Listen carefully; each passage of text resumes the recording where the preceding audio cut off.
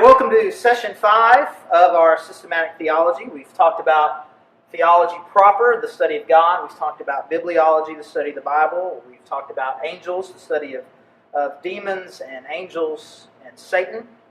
And now we're going to spend some time, our next one is anthropology, the study of people.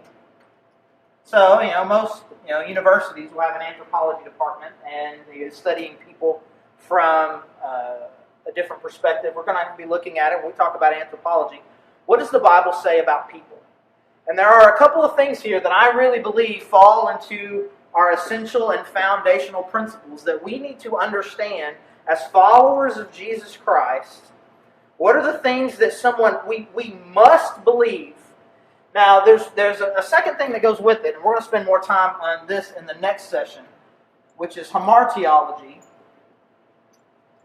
which is the study of sin. You can't really seem to talk much about people and what the Bible says about people without really getting into and talking about people and their sinfulness. But we're going to try to, for this session, to try to distinguish between those two. We'll obviously touch on it a little bit, but in our next session we'll talk a little bit more specifically about what the Bible says about sin. And so if we're going to talk about sin, then what are the things that we really need to talk about and make sure that we believe and understand about what the Bible says about people? And what I think one of the primary things that we need to have a clear understanding on has to do with creation. Okay? And so if I were to say to you, God created people, you'd be like, I think everybody would agree with that is a Christian, a follower of God of any kind, follower of Jesus is going to say, yeah, I believe that God created people. But if I say that, God created people, and I say, well, how did that happen? How did that work? Well, now we're going to get into a very wide spectrum of beliefs that people have about how humans came into existence. And so, what we can imagine, as always, everything turns into some sort of XY axis, but this is just one. This is not a two-dimensional, it's one. All right, so we have here on one far extreme, we'll have what we call atheistic evolution.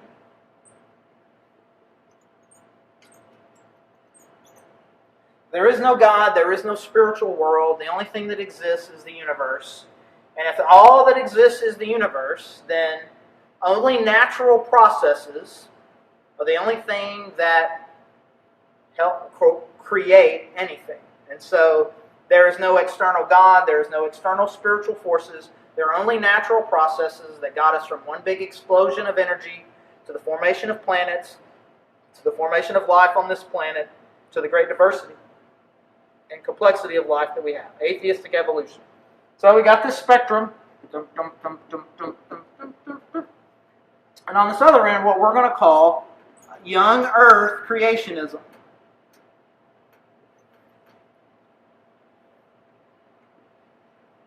So this is everything that you read in Genesis chapter 1 and chapter 2 about how God created. He created the universe in 6 days, and that 6 days is 6 24-hour periods. And He created them in those 6 24-hour periods, and He spoke them into existence. They did not evolve. He just said it, and light, and there's light. Chickens, and there's chickens, right? And He did this over the course of 6 24-hour days. So after 6 24-hour, 144 hours, everything that we know in the universe came to exist. And if you continue to read the Bible, and you look at the timeline, okay, Adam lived for these many years, and then he had a son, and he lived for this many years, then the earth, as we know it, is approximately 6,000 years old. 6,000, maybe to 10,000 years old. Right? And so, here's one, and here's the other. And in between here, there are obviously different ideas that one can have. We'll kind of move a little bit this way. And there are some people that have what we'll call deistic evolution. And in case you're wondering, we got a couple of fancy words here. We got the word deist, and then we're going to have the word theist. If you don't know what you are, let me tell you, you are a theist. Okay? A deist is someone who believes in a God that either is not particularly powerful or particularly interested in you.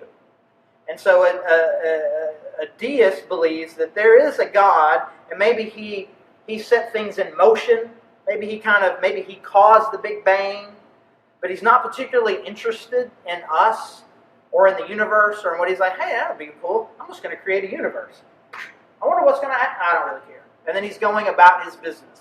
So a God exists, but he's not particularly interested in us. And so he is aloof, either by his lack of passion, lack of power, or something. So maybe he cares, but he was really only kind of had the energy he can't really control the universe. He was able to get it started, and so he's kind of helpless a little bit. So in some way, God is limited. So you move from that, and we'll just call this the theistic evolution. And a theist is someone who believes in a God that is distinct from the universe and is all-powerful and is interested and engaged in the world. And so the idea would be is that the things that we read in science about evolution and the way that life came into existence, that is the means by which God chose to create. And so it didn't happen the way Genesis 1 and 2 say that it happened. It happened the way that science tells us, but it couldn't happen on its own. You need a God there to kind of shape it. I mean, there's just simply not enough time. The probability is too low. There's no way this world could exist the way that science says that it does without help. And so I don't reject anything that science says. They're just missing like one key ingredient. So everything that science says is true about the way the universe was formed. It's just God is kind of the one that was kind of steering the ship. Okay? And so between theistic evolution and young earth creation is kind of we'll just call it old earth. Old earth, you can call it, some people call it day/age. Where, I mean, it says, like for example, day 1, it says, it wasn't even until like day 2 or 3 that God even created the sun. And so how can the first day be 24 hours if by 24 hours you mean the earth going around the sun and the sun doesn't even exist yet? So day 1, you can't really say that's 24 hours. And if that one's not 24 hours, then they could be any number of things from, and then a verse that has nothing to do with creation gets used, which is, to God a day is like 1,000 years and 1,000 years is like a day. That's true in the sense that God has no concept of time. But if you ask God, hey, God, will you help me today? What do you mean? What do you mean? Like 900 years from now? What are you talking about? A day is nothing to me. Like, of course, a day is something. He knows what that word means. And when he uses it, when he says, Jesus is going to come back to life on the third day, 3,000 years. No, he knows words. But that does not mean but that verse aside, that does not mean that the use of the word day couldn't be metaphorical in this context. Just don't use the day is like 1,000. Just don't use that verse. You want to believe this or you want to believe this, don't use that verse. That verse doesn't help you. Okay? That's just bad. That's just bad Bible study methods. Forget about what you believe about this. That's just bad Bible study methods. Okay. And so you can imagine somewhere on this spectrum, and at some point, everybody who's here, the audience, everybody who is watching this, you have probably placed yourself somewhere mentally on this spectrum. And I'm not particularly interested right now in this moment to try to convince you to stake out one very particular. I'm going to tell you exactly what I am. I'm going to tell you why that is 100% right. And if you don't believe this, there's something wrong with you. Okay? That is not what I'm going to do. I am more than happy in just about any setting to interact with people and talk a little bit more about what I believe and why I believe it. But for the sake of this, I think it is important that we ask ourselves, what is essential? Because we can all imagine that somewhere along this spectrum there is a line, and I'm going to close my eyes so you don't think that I'm trying to cheat, or you're not trying to cheat, or you think I'm giving you the answer. Somewhere there's a line. It's here, it could be here, it could be here. I don't even know where I put the lines, right? I'm not even going to look. Somewhere there's a line that if you're to the left of it, you're not a Christian. And to the right of it, you are a Christian.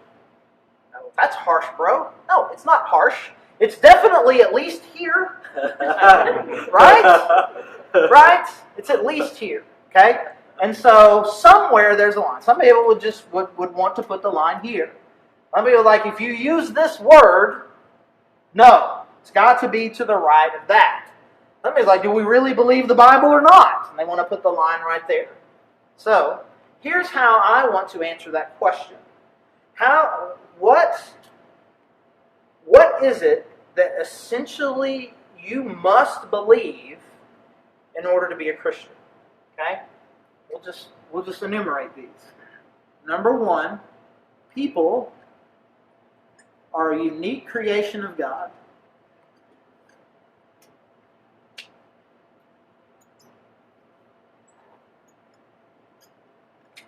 Created in His image.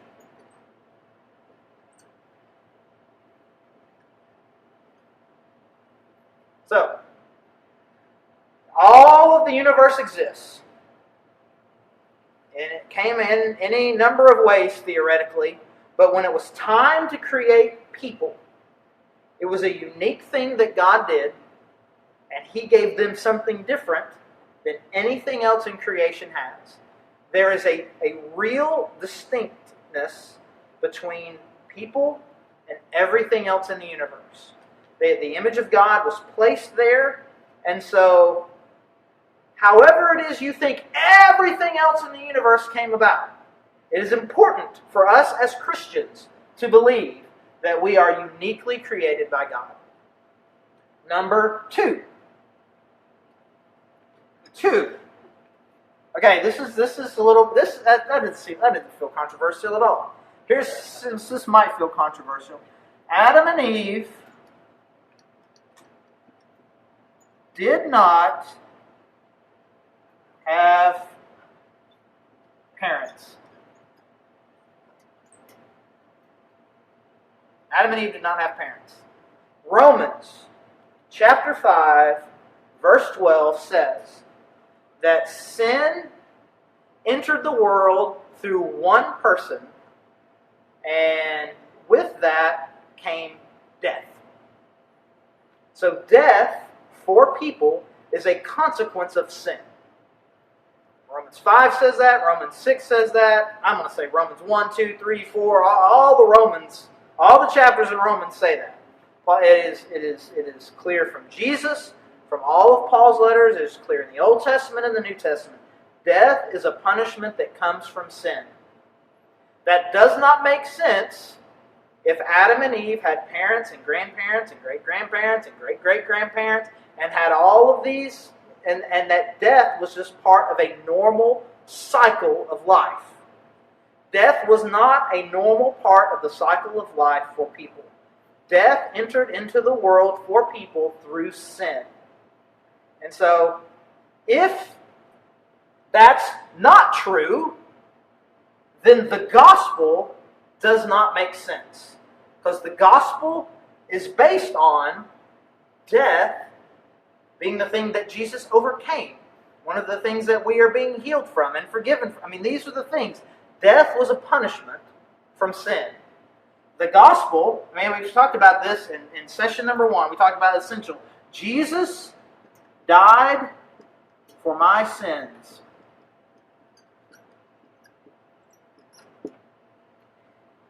If death is not a consequence of sin, then this statement does not make sense.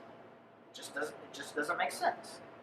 And so you may think, well, I never thought about that before. Does that mean I'm not a Christian? No, it doesn't mean you're not a Christian. But I'm now correcting that, and now you know, because you did not understand this phrase very well. Death is a result of sin. So if death is a result of sin, then Adam and Eve, it would be hard to explain. You mean like what happened to Grandma?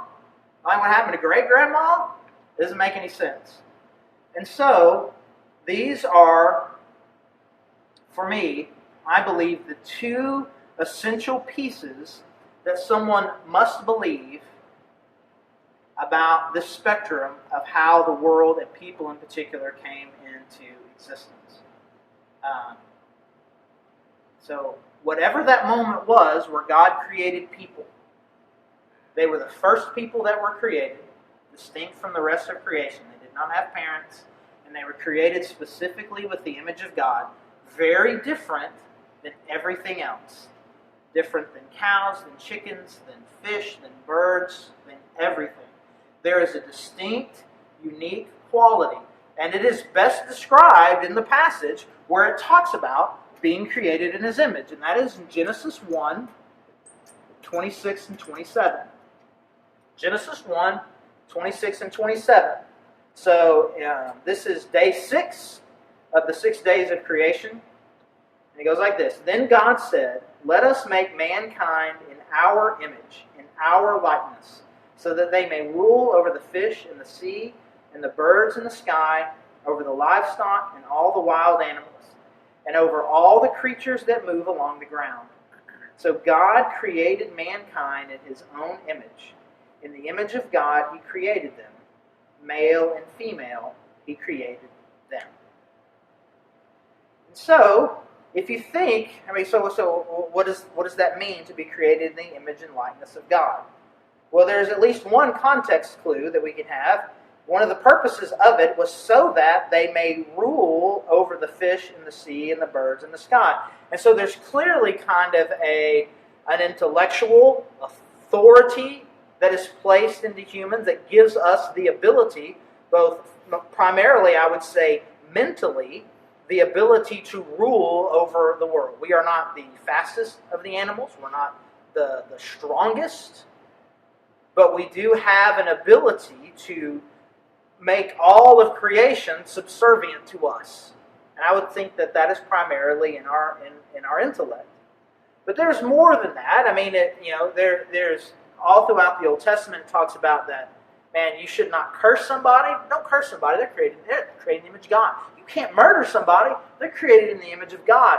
And so there's obviously, in addition to intellect, there's obviously a value. There's something where like just a little bit, and so if you think about this word image, the best way to kind of think about it is like to think of other content. We should do this all the time. Find a Bible word. What does a Bible word mean? Well, how do you use it in normal life? Well, image, a mirror shows an image. A picture shows an image. It's like you, but not quite you. It is a reflection. It's not me, but it is a reflection of me. And so then you begin to ask the question, in what ways do we reflect God? Well, intellect is a part, value is one, relational is one, a spiritual quality is another, that we are that we have the ability to spiritually relate and connect to God. So you begin to think, okay, that's the way that we are like God, and then you also think, well, in what ways are we not like animals? And so this image and likeness, it just has to do, I think, primarily with our relational, spiritual component and our ability to love, to connect, to relate to God. There's obviously a huge value. We are incredibly valuable to God. Who we are, it matters. And so we are all a reflection of God. And so that's important. And that is the kind of thing that's a universal thing. That's not just something that is simply true for someone who follows Jesus. That is something that is true for everyone. And it is not something that one loses when you sin. When you sin, you still are reflecting God. You're just doing it poorly. Right? You're just, the mirror is dirty. The picture was blurry. And so we become more blurry. The picture becomes dirtier. The mirror becomes dirtier. And then one of the calls in our life is to reflect that better. To use another metaphor that Jesus used, John 1, it talks about that Jesus is the light of the world. Matthew 5, it says we're the light of the world. But we're the light of the world the way that the moon is the light of the world. The sun's the light of the world and the moon's the light of the world. Well, how is the moon the light of the world? Well, the moon reflects the primary light that is the Son. And this is the point in which, because now I've said Son, I'm talking about Jesus, and I'm supposed to say S-O-N, and I don't do that. You will never see me in any legitimate context say or use the word sunshine with an O. I'm just even embarrassed that I even mentioned it. I even wrote it. No. But Jesus, God, is light, and we are the light of the world, and that we are called as His reflection, as His image, to reflect that light back. And so, whether or not we are good at it, it has to do with the cleanliness and the quality of our ability to reflect. And so, the image and likeness exists, and it is tainted, but not taken away because of our sin. And so you put these things together, and these are the things that are essential. I'm going to give you a couple more things. Again, I want to make sure that we are just I don't think I'm moving to speculation, but now we're moving, I think, more to the point to where there's a little bit more flexibility. These things, I just don't know how we can move off of them and truly understand the very nature of the gospel. Okay? But let me just tell you a little bit about kind of how I process this. As I read the Bible, and I take the science classes. I hear the things that are being said about the way the universe is, the way the universe works. I'll just kind of give you just a couple of principles about the way that I process that. And this would be the kind of thing that, you can, if you have questions on this and you want to shoot me an email, charlie@thegrovechurch.org, I would love to interact more about this. And there may come some time where we kind of take some of these harder questions and just spend a little bit more time delving into it. I love to interact about this, but we're doing our best to try to keep these kinds of things relatively brief. So one of the big questions for me is, can everything that is known about the universe be observed?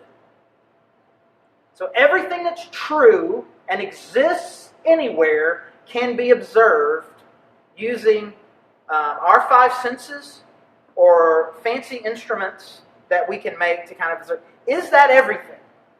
Is everything? So now we're to the point, and again this has to do with evolution. We are now to the point to where there is nothing that exists, or that even has the potential to exist, that we can't see, hear, taste. We can't observe it in some way. Or is there, and again, this goes back a little bit to section number 4, we talked about the spiritual world. Is there a spiritual world? Are there things that are true and that are happening that don't have a physical cause and can't be observed physically? Obviously, the answer to that question for all of us, being theists, the answer to that question is yes. Not everything that God does can be observed with our eyes and our ears. God is real even when we don't see Him. God is real and active, even if we can't tangibly say, hey, look, He moved that chair. I now know God exists. Whether or not we can observe Him, God is real. Okay? And so it's important because all of the theories about the way that the universe came into existence are based on a principle of what we'll just call naturalism or materialism or anti-supernaturalism. Okay? So, this is the only thing that exists. Now, these words have multiple definitions depending on the context you're using it in. So, regardless. In this context, what we mean by naturalism is the only thing that exists is physical. The physical world, the physical universe. That's all that exists. And everything happens in a natural process. Materialism, same thing. Everything's physical. Anti-supernatural. Supernatural things don't exist. And so, if you believe that, and you're going to observe, there's no external force. There is no God. There is no supernatural. The only thing that exists is what is. and you're going to try to figure out the way that the world came into existence, then all of this, that makes perfect sense because there's no God. But if there is a God, then you're not taking him into your calculations. I'll just use an example. The Grand Canyon. You go to the Grand Canyon, you fly over the Grand Canyon in the helicopter, you're in a raft or whatever, or you hike down and ride the donkey. There's all sorts of ways. You're on the observation deck and talking about, and they'll say, in the Grand Canyon, it erodes so many inches for every 100 years, and and so therefore we know that it's these many millions of years old. Okay? What they're assuming in that moment is that the way that river flows and the amount of water that's going, that it's been moving at a constant rate. Nothing supernatural has ever happened with water in that area. Only natural, regular things have happened there. But let's just say, hypothetically, that at one point in the world, in the history of the Grand Canyon, there was a worldwide flood caused by supernatural activity. And so something that happens a little bit over time happened a lot bit at one time. Well, so that's not scientific. You're bringing something else non-scientific into it. I know I am, because I'm not anti-supernatural. Because what you're saying could only have happened slowly and naturally, I'm saying it also could have happened supernaturally. I understand why someone who does not believe in the supernatural will determine the age of the Grand Canyon based on, it erodes this much. I'll give you one more. Now, I'm getting a little bit in the weeds, and I'm slowly in your mind, I'm moving more this direction. Right? You still haven't landed me yet, but I'm slowly moving more this direction. So, have you noticed, when you talk about this, plate tectonics, that it says that, the continents are slowly moving. I forget what it is. I used to know this. I used to have these kinds of facts and figures memorized, quarter inch every 100 years or something like that. And so, therefore, you do the calculations on it. That means that all of the continents used to be all together at one time so many years ago. Or, hypothetically, in Genesis chapter 11, God told people to spread out all over the world because God wanted diversity. He wanted diversity of the way that people look. He wanted diversity of language. God has always valued diversity. And so God wanted people to spread out all over the world so that ultimately over time there would be a richness and a diversity to the number and types of people that are worshiping God. They chose not to do that, and they all huddled up in one spot. God said, hey, guess what? You don't get to do that. And it says that what he did then was physically separate them. He confused their language and physically separated them. So what then, hypothetically? What if we are not experiencing a quarter inch every 100 years, but we are experiencing the supernatural shock of one angry moment of God? Well, you can't prove that. Guess what? I'm not trying to prove it. I'm not trying to prove anything. I'm just telling you some potential examples of if God intervenes and you assume God cannot intervene, or God does not intervene, God does not exist, then your information, you're gonna be lacking. And so I am very comfortable. So people's like, well, are you anti-science? I'm not anti-science. I mean, technology is amazing, and science teaches us a lot of things about the way the human body works, about the way the world works. But there are some areas in which I believe that scientific knowledge does not help us completely, because there are some moments in history where God has made it very clear that he intervened. And if God says he intervened, then there's a supernatural explanation for what you're trying to give a natural explanation. Now, I don't think it's magic that makes light bulbs work. I believe that science makes light bulbs work. Okay? But God said he created, he said, let there be light, and there was light. And so in one moment, he spoke everything into existence. And Maybe that was, I would imagine, you call it a Big Bang if you want, I would imagine it was loud. I would imagine God saying light is probably loud. And whatever happened in that moment, I bet it was big, and I bet it was explosive. Right? Well, did it happen over the course of millions of years? Did he explode it all out quickly? I don't know. Here's what I do know. That when God says he intervened, I believe that he intervened.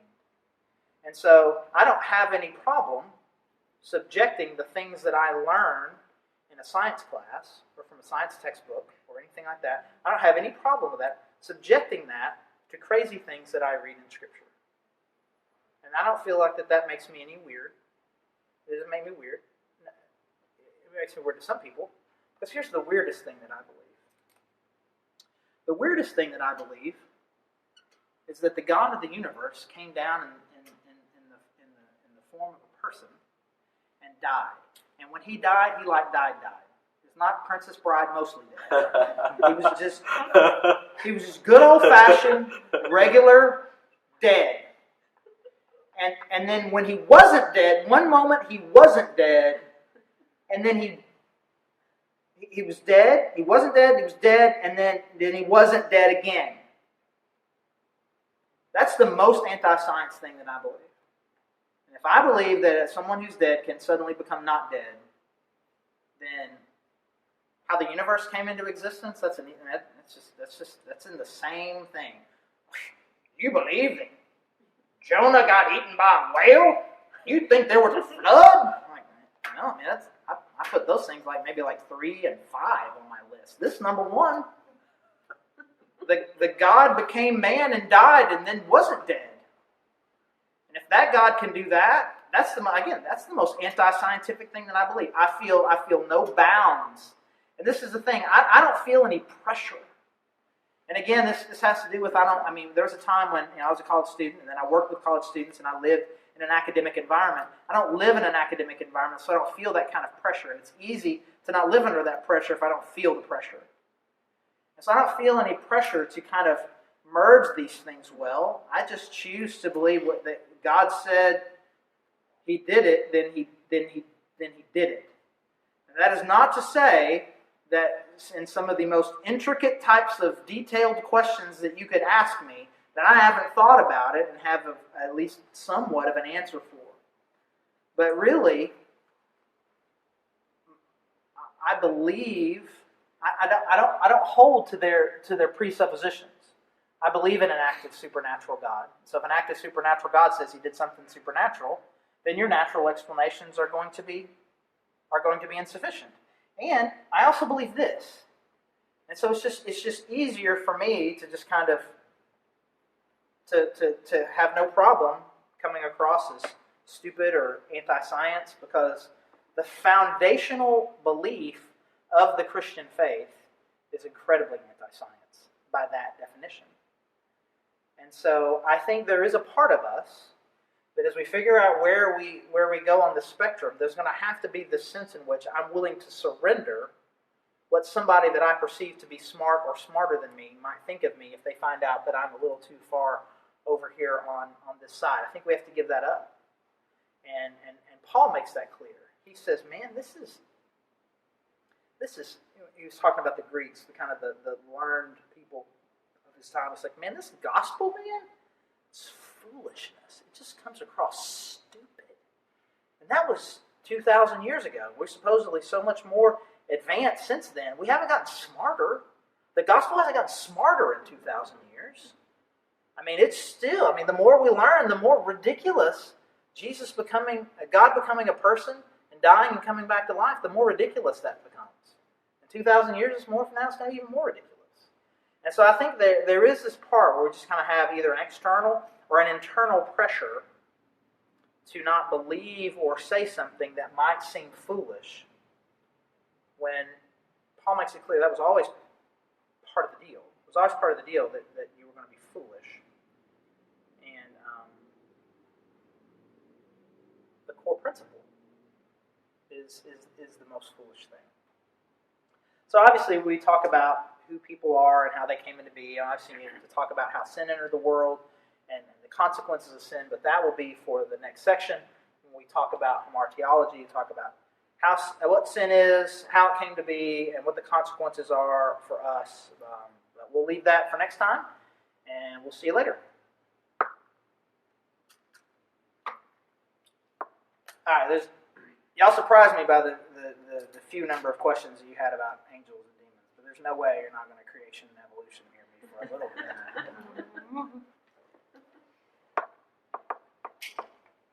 I'm intimidated. There's a scientist in the room. Maybe I may have to defer some of the questions to Dr. Washington at some point. Oh, there really is. Like, seriously. Like, legit. He's like legit. Dr. Washington, not Pastor Idiot.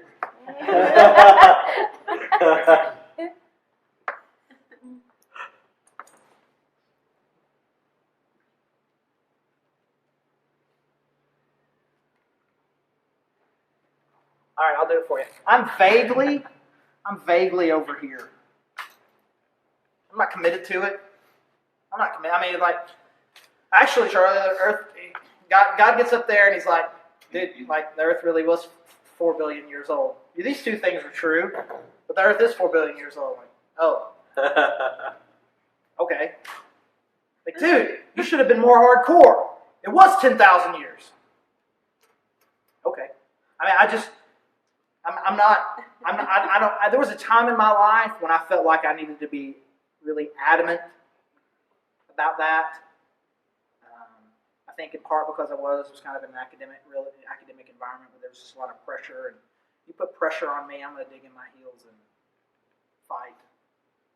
But I mean, to me, these things are non-negotiable, and I'm comfortable with this. I'm comfortable. These people don't seem dumb to me. I mean, I think that is entirely possible. God could have. And one of the ways that I talk about this is when God created Adam. God created Adam out of dust, breathe life into him. Now, if we could get in a DeLorean and go 88 miles an hour and go back to that moment and take some scientists with us and say, I want you to examine this dude. Tell me how old he is. What do you think that they would say? How old do you think Adam is? What's the scientist going to say? 30-ish? 20, 25? I don't know. This isn't... I was like, dude, he's like 5 seconds old. Like, no, I don't know what a 5-second-old human looks like. I know what that looks like. That's not what that looks like. That's something else. Well, that's because God did something supernatural, and you're assuming that he was 9 months in his mom's belly and came out as a baby and was grown, and that's how humans get big. But if God said he just made that one, then even though he's only a minute old, he's going to have the appearance of something else. And so that's another thing that I'm particularly comfortable with, that just because something seems a certain way, it seems a certain age, doesn't mean it is that certain age if it was a supernatural process. Again, same way with the Grand Canyon.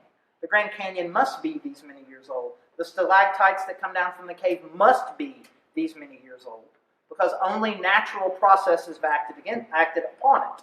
But if supernatural processes have, then it's going to have an appearance of age that doesn't exist. I'm comfortable with that.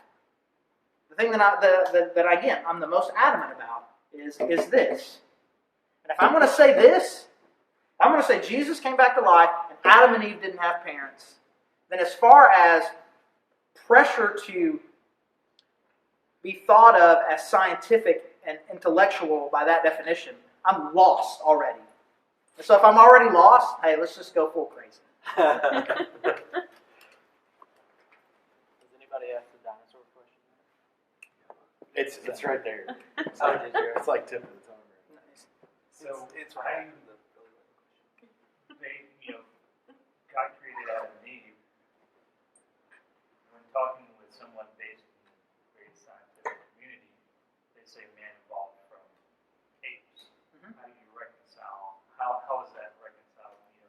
People showing the theory of evolution and man being involved in that. How do you? Well, I would say if someone wants to believe in the full-blown theory of evolution, you have to draw a line. you have to draw a line somewhere. You have to say, well, God used natural evolutionary processes to get us all the way up into some point. But at some point, God created people, unique from everything else from creation. To me, that is a hard line for me. And I'm also crazy enough to believe things in the Bible that talk about that people used to live for hundreds of years. I'm crazy enough to believe that too. So let me tell you where I come from with that kind of stuff, which is, if death is a consequence, and people were created to actually live in perfect fellowship with God forever in the Garden of Eden, and then sin becomes a consequence, then I would say that the genetic structure and the amount of disease and all of those kinds of things weren't there in God's perfect creation. And all of the things that kill us are things that have come into us over time. And so it would totally make sense to me that if we were going to graph this, and of course, why would we not graph it? Because everything is math. Then it would totally make sense to me that God created someone who was meant to live forever. Sin enters the world, and as sin enters, life expectancy starts to radically go down, and then technology picks back up, and health comes up. And so we reach a bottom point here. And again, that's crazy, dude. You're an idiot. Smart people don't think that. Smart people know that people 7,000 years ago, they could, life expectancy was almost nothing, and then it's done something like that. It's great. It's great. Great. Believe that. Believe it. I don't believe that. This is what I believe. I'm perfectly comfortable. It makes sense to me why Adam would live several hundred years, and that you would just kind of slowly see this progression, where suddenly, even in the Old Testament, you see, wow, they used to. Even as you're progressing through the Old Testament, we see life expectancy begin to radically go down, because sin is infesting the body. That is not a scientific statement. That is a crazy theological position, loosely thrown scientific lingo in there.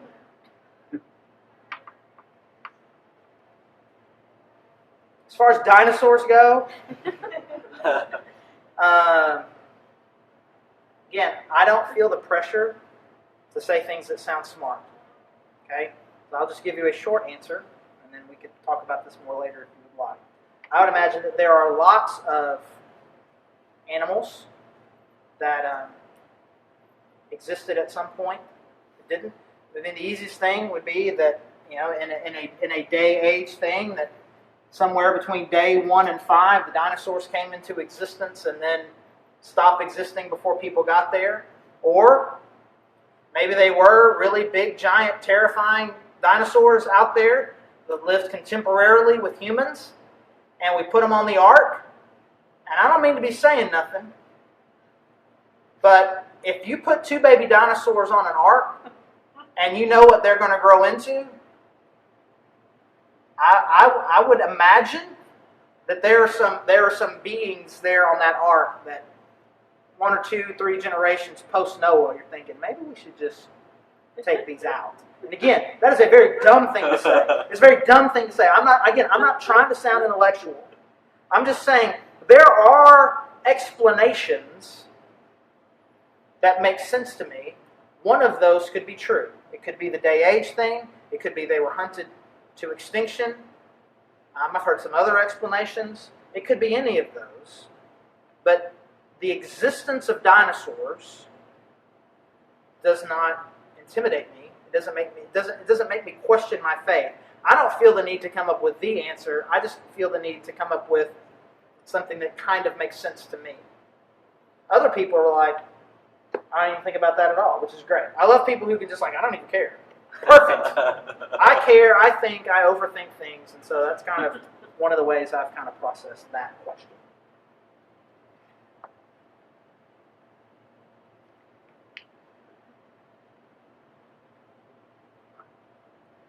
So in the typical public school system today, when sciences, biology, all of sciences are taught, would you say that they're taught toward that end, in the context of that end of the spectrum? Yeah, I mean they definitely are. I mean I wouldn't say that they're explicitly saying it's atheistic evolution. And if the further south you go, they'll probably throw in there, we don't know. I mean, maybe God did this, but yeah, I mean, there's, I mean, apart from private schools, I mean, you're only going to get something, I would say, over here on this side, that it really is. Even if God started it, this is all something that is happening completely naturally. Which I have some questions about that. I mean, I have some questions about how that works. I mean, it doesn't seem like that you can say, oh man, 4 billion years, that could totally happen. Like, really? I don't know how, I mean, it seems like it would take 17 trillion years for something like that to happen because of how slow, observable change in animals. I lost my sentence. I can't figure out if it's a plural or singular verb. The process is so slow that you just, I mean, how many millions of iterations do you need to grow arms? I mean, and everyone needs a new one. And so then you come up with these theories, and now we're way in the weeds. Things like punctuated equilibrium and macroevolution, where they're just kind of these sudden giant bursts forward, which sounds to me very supernatural. Like you're inserting supernatural effects into your evolutionary theory without calling them supernatural effects. That something supernatural can happen in a natural way. Well, you call it punctuated equilibrium, I call it God, but we're both saying the same thing. That it's not possible. I mean, even most scientists today say there isn't enough time from the time that the Earth was formed for the conditions to have gotten to the point to where life could have appeared in the primordial soup, which has led some people to think that, amino acids or whatever were on an asteroid from some other planet and landed here, and that it sounds funny. Prometheus. Did you see Prometheus? Like Prometheus, where an alien comes and inserts things, either through an asteroid, obviously not with aliens on spaceships like Prometheus, but the same kind of deal that life someplace else crashed onto Earth. Because they say there's just not enough time. And I agree with that. It seems to me that even from their perspective, that there needs to be some sort of boosts. And again, they've given some names to that. But, I understand from their perspective that they're way past the point of having creation-evolution debates. The way Richard Dawkins, the evolutionary biologist, said it, we don't have, childbirth versus stork. Stork brought the baby. We don't have those kinds of debates, so we're not going to have a creation-evolution debate either. It's like I get when he says that, but I actually do. I have questions about how this could really work. But if it must work because the supernatural doesn't exist, then these are just problems to be solved. I could talk about this a long time.